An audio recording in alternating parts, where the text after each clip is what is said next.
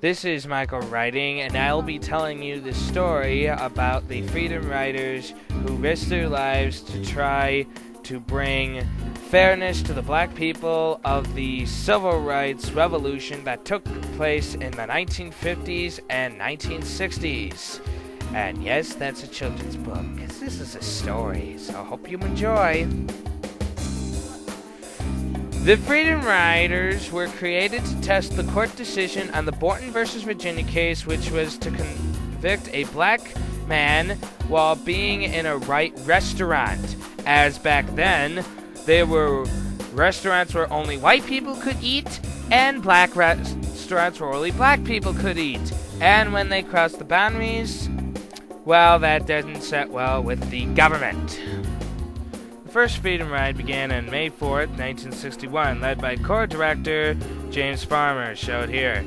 13 riders, 7 were black and 6 were white, left Washington, D.C. Now, what are Freedom Riders, you ask? They were the combinations of protesters on buses, basically riding around on buses protesting for civil rights and equality among whites and blacks.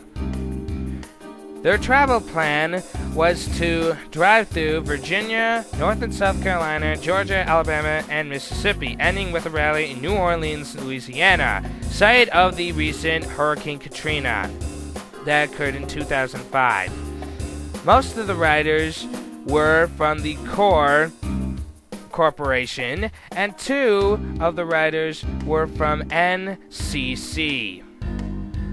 Most of the riders were in their 40s and 50s, although some of them were probably college students, not the ones shown here protesting for Vietnam, that followed in the Freedom Rides afterwards. The Freedom Rider plan was to ride around the cities, protest their views while on the bus, avoid the cops so they don't get arrested, and move on to the next city until they get to New Orleans. The Freedom Riders overall had a good run, only having minor difficulties in Virginia and South Carolina.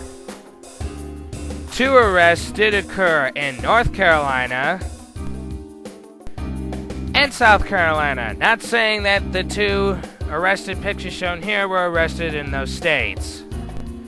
Despite the 2 arrests, the riders were doing a pretty good job. However, they would have some trouble coming up in their next state they were driving in. Birmingham was the next city that the riders arrived in. But Tom Cook and Bill Connor, 2 police chiefs, has set up a plan to stop the Freedom Riders in this town. However, they allowed additional mobs to attack the Freedom Riders for 15 minutes before arrests being made. Their final plan was to have an assault in Anniston, Alabama, and finally taking place in Birmingham, shown in the previous slide. In Anniston, a mob attacked the Greyhound bus and slashed its tires.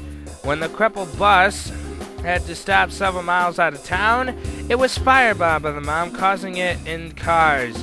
As the bus burned, the mob held the doors shut, intent on burning the riders to death.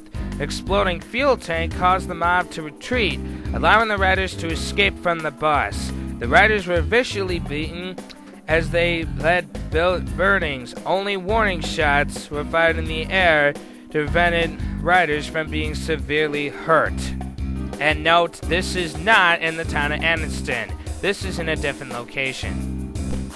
Many Freedom Riders from the attacks of Birmingham and Anniston, Alabama, were housed in hospitals like these. However, they were kicked out early because fears of the mob attacking the hospitals were becoming evident.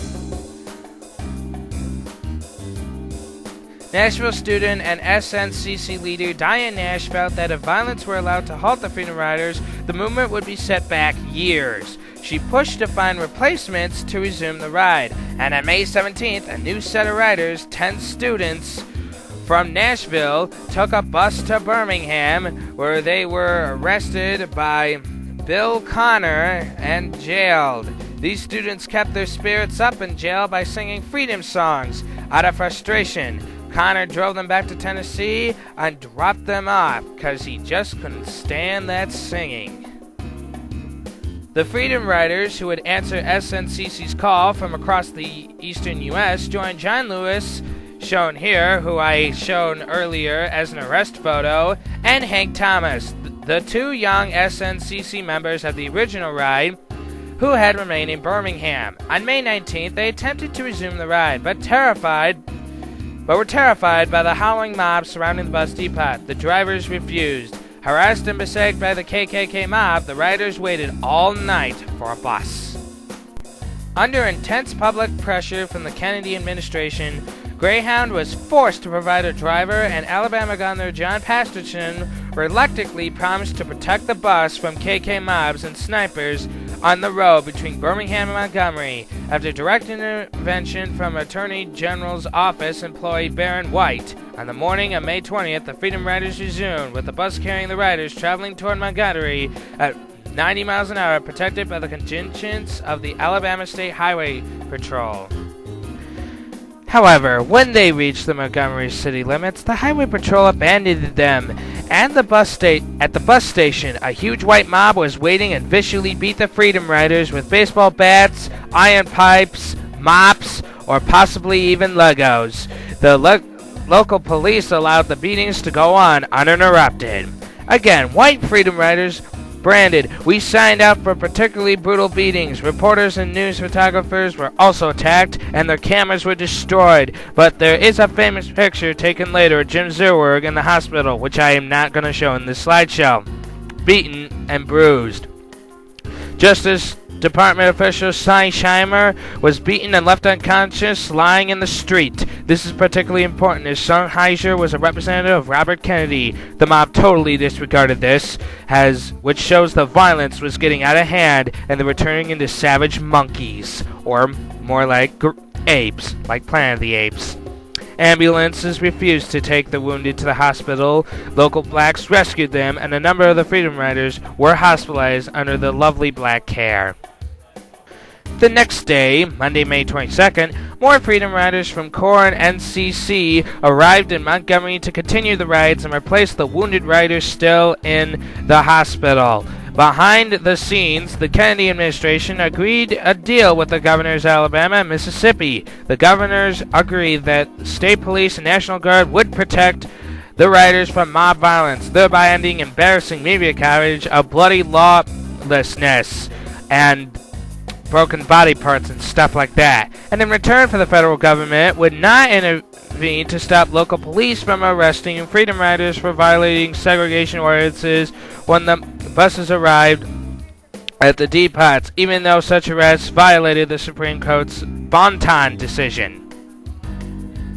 On Wednesday morning, May 24th, Freedom Riders boarded buses for their journey to Jackson, Mississippi, surrounded by Highway Patrol and National Guard. The buses arrived in Jackson without incident, and the riders were immediately arrested when they tried to use the white-only facilities at the depot. In Montgomery, Freedom Riders, including Yale University, Chapman, William Sterling Coffin, Shuttlesworth, Abertory, Wyatt T. Walker, and others were similarly arrested for violating local segregation ordinances.